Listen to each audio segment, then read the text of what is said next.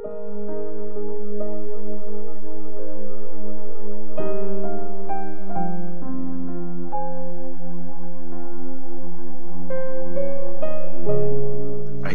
chapter 42.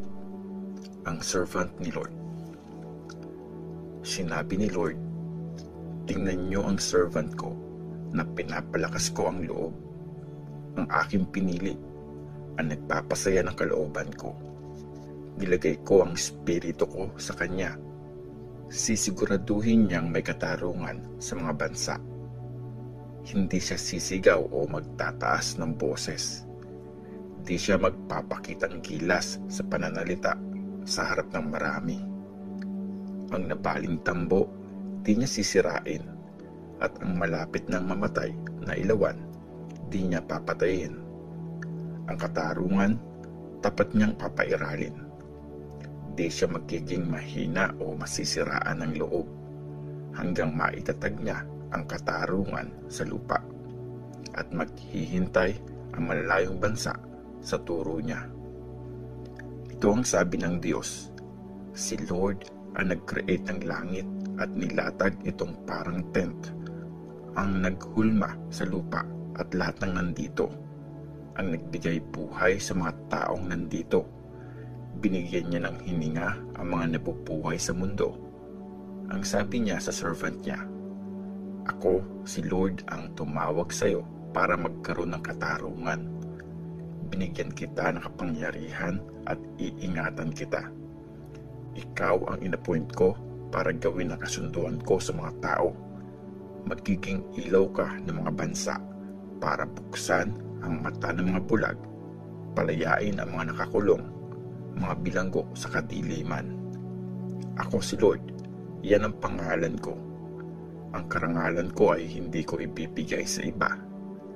Ang papuri para sa akin, di ko hahayaang mapunta sa mga rebulto na gawa sa kahoy at bato. Tingnan nyo, ang mga sinabi ko dati, nangyari na, at ang mga mangyayari pa lang, sinasabi ko na ngayon. Bago pa mangyari, sasabihin ko na sa inyo. Kanta ng papuri. Kantahan si Lord ng bagong kanta. Purihin siya ng buong mundo. Purihin siya, kayong mga naglalayag sa dagat, at lahat ng nandun, pati na kayong nakatira sa malalayong lugar. Kumanta kayo ng malakas, mga nasa desert at nasa mga bayan nito, mga nakatira sa Kedar. Kumanta sa saya, kayong taga-Sela. Sumigaw ng papuri mula sa taas ng mga bundok. Parangalan niyo si Lord, purihin niyo kayong mga nasa malalayong lugar. Lumabas si Lord na parang malakas na warrior, gaya ng isang sundalong handang lumaban. Sumisigaw siya ng malakas. Pinapakita niya ang kapangyarihan niya sa mga kaaway niya. Tutulungan ni Lord ang bayan niya. Sa mahabang panahon, nanahimik ako. Di ako umimik at nagpigil. Ngayon, sisigaw ako na parang babaeng manganganak at nahihirapang huminga. Mga bundok at burol, wawasakin ko at tutuyuin ko lahat ng halaman at puno doon. Gagawin ko mga islands ang mga ilog at tutuyuin ang mga ipunan ng tubig. Ililid ko ang mga bulag sa mga daang di nila nalakaran. Sa mga daang di pa nila alam, igagayad ko sila. Gagawin kong liwanag ang dilim na nasa harap nila. Ang mga baku-bakong daan, aking papatagin. Ito ang mga gagawin ko, hindi ko sila papabayaan. I-reject at tuluyang mapapahiya ang mga nagtitiwala sa mga ribulto na gawa sa kahoy at bato. Mga nagsasabi sa mga metal na ribulto, kayo ang mga Diyos namin. Di natuto ang Israel. Makinig kayo, mga bingi. Tumingin kayo, mga bulag, para makita nyo. Sinong kasing bulag gaya ng servant ko? Bingi gaya ng messenger na pinadala ko? Sinong bulag gaya ng inappoint ko? Bulag gaya ng tapat na servant ni Lord. Nakikita niya ang madaming bagay pero di niya talaga pinapansin. Bukas ang mga tenga niya pero di nakikinig. Dahil matuwid si Lord, natutuwa siyang gawing nakakabilib at kagalang-galang ang mga instructions niya. Pero sila ay mga taong inagawan at ninakawan. Lahat sila natrap sa mga hukay at tinago sa kulungan. Ninakawan sila pero walang tumutulong. Walang nagbabalik ng kanilang yaman. Meron bang makikinig sa inyo? Magbibigay pansin at makikinig simula ngayon? Sinong nagbigay kay Jacob sa mga manlilimas? Sa Israel sa mga magnanakaw? Di ba si Lord, siya na nagawa natin ang kasalanan?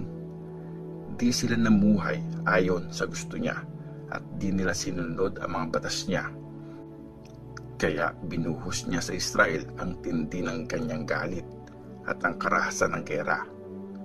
Kahit nag-aapoy na sa paligid nila, di pa din nila naintindihan. Napaso sila nito pero wala pa din silang natutunan. Isaiah chapter 43. Si Lord ang magliligtas sa Israel. Pero sinasabi ngayon ni Lord na nag-create sa iyo, Jacob, at nag-form sa iyo, Israel. Huwag kang matakot dahil niligtas kita. Tinawag kita sa pangalan mo, akin ka. Sasamahan kita pagdadaan ka sa tubig. Di ka malulunod sa ilog sa iyong pagtawid.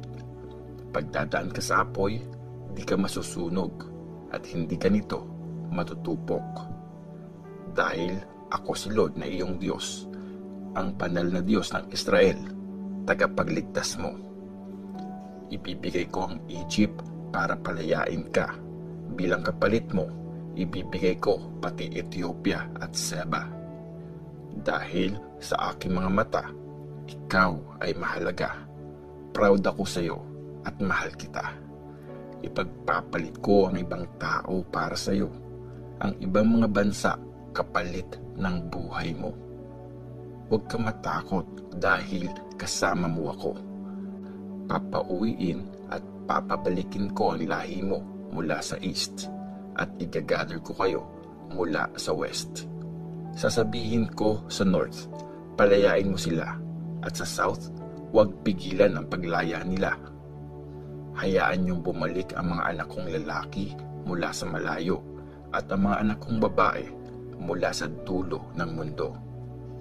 Lahat ng tinawag sa pangalan ko, ako ang nag-create sa kanila para parangalan ako. Ako ang nag-form at gumawa sa kanila. Si Lord lang ang Diyos. Dalhin sa akin ang bayan kong di nakakakita kahit may mata, di nakakarinig kahit may tenga. Mag-gather lahat ng bansa at magsama-sama mga tao. Sino sa kanila ang nakahula sa mga nangyayari ngayon at nanghula sa nangyari noon? Magdala sila ng mga witness para patunayan ang sinasabi nila at nang marinig ng iba at sabihing, tama sila. Sabi ni Lord, kayo ang mga witness ko at ang servant na pinili ko para makilala niyo ako at sa akin ay maniwala kayo at maintindihan ako lang ang Diyos. Walang ibang Diyos na nauna sa akin at wala nang sa akin ay papalit. Ako si Lord at walang ibang tagapagligtas bukod sa akin. Ako ang nagsabi ng mangyayari. Ako ang nagligtas sa inyo.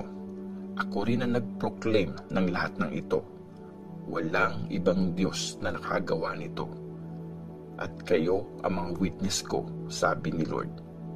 Ako ang Diyos at Diyos magpakailanman.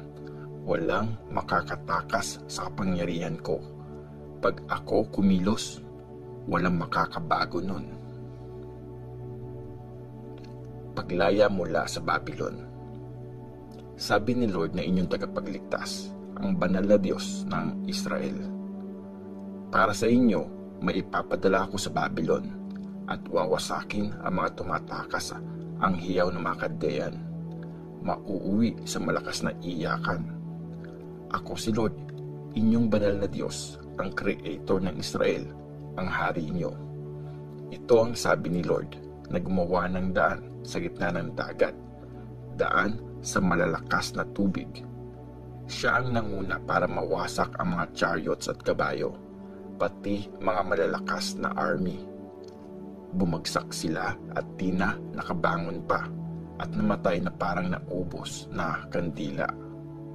Huwag nyo nang alalahanin ang nakaraan o ang mga nangyari dati ay balikan. Tingnan nyo, may ginagawa akong bago. Nagsisimula na ngayon, di nyo ba napapansin? Gagawa ako ng daan sa desert at ilog sa tuyot na lupa. Paparangalan ako ng mga hayop na mabangis, mga asong gubat at ostrich. Dahil sa desert, nagbibigay ako ng tubig, ilog sa tuyot na lupa, para bigyan ng inumin ang pinili kong bayan. Bayang ginawa ko para sa akin, para purihin nila ako. Ang kasalanan ng Israel. Pero hindi ako, o Jacob, ang iyong sinamba. Sa akin, o Israel, nagsawa ka na. Hindi mo dinala sa akin ang tupa mo bilang mga offering na susunugin. Di mo ako pinarangalan sa mga alay mo. Di ako nag-demand na magbigay ka ng maraming offering. Di rin ako humingi ng maraming insenso. Hindi mo ako binilhan ng mamahaling pabango. Di ka nag-offer ng taba ng hayop para sa akin. Pinahirapan mo ako sa iyong mga kasalanan. Pinagod mo ako sa iyong mga kasamaan. Ako ang Diyos na bumubura sa mga atraso mo dahil sa kung sino ako, at di ko na tatandaan ang mga kasalanan mo. Ipaalala mo sa akin ang iyong bintang. Atin itong pag-usapan. Sabihin mo ang kaso mo para mapatunayang wala kang kasalanan. Nagkasala ang ancestor mo, pati mga leader mo nagkasala sa akin. Kaya pinahiya ko ang mga leader ng templo. Hinayaan kong tuluyang mawasak ang Israel at mapahiya ang bayan ko.